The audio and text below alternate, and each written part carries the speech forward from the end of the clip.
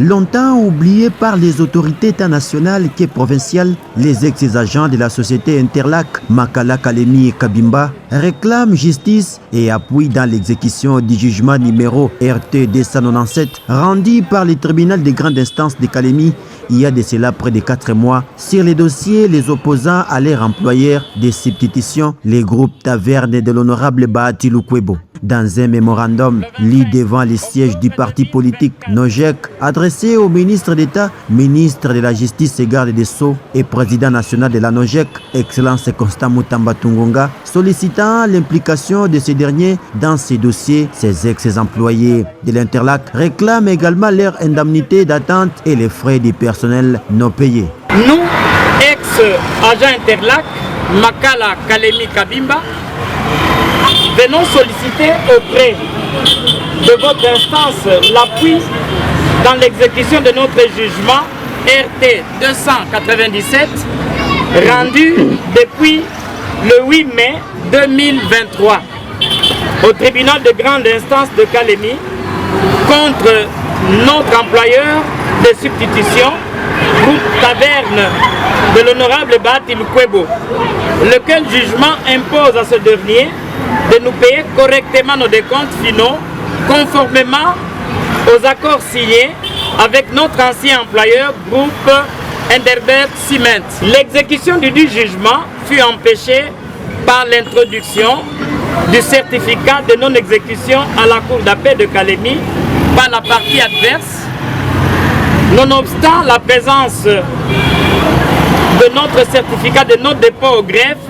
de la requête. Étant indigents et vu la précarité de notre vie, nous sommes incapables de répondre présentement aux formalités judiciaires dans le cadre de l'appel incidentiel à la cour d'appel de Kalemi. Nous sollicitons également la prise en compte de tous les droits réclamés au niveau de la grande instance, mais non repris dans la conclusion du jugement. Il s'agit de 1. Paiement des indemnités d'attente conformément à l'article 152 du Code de travail congolais de décembre 2017 au septembre 2020. 2. Frais du personnel non payé. Ravitaillement en farine selon les quotas de juillet 2016 à novembre 2016. Frais de rapatriement pour les agents engagés en dehors de la province du Tanganyika. Frais de soins médicaux pour certains agents bien identifiés.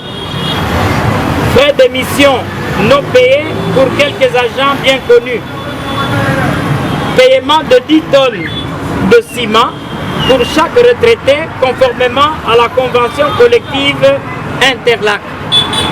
D'après l'interfédéral de la Nojek Tanganyika, Kyungumunganga Léon, qui a réceptionné la copie de ces mémos, ce message sera transmis à qui des droits et une solution spontanée sera trouvée, car, dit-il, l'actuel ministre de la Justice prône sur une justice équitable, saine et sans discrimination. Je pense, moi, en tant que président fédéral, je suis représentant de l'autorité morale au niveau de la province. Je vais faire le tout possible pour transmettre votre message à qui les droits. Je pense que vous aurez peut-être la suite dans quelques jours. Merci. Et bientôt là, Excellence lui-même sera ici avec nous dans la province du Tanganyika. Je pense que j'ai bien reçu votre message. Aujourd'hui, je n'ai rien à vous dire, mais bientôt vous aurez la réponse. Ces ex-agents qui sont devenus aujourd'hui sans abri sont impatients de voir l'actuel ministre remettre chacun dans son droit.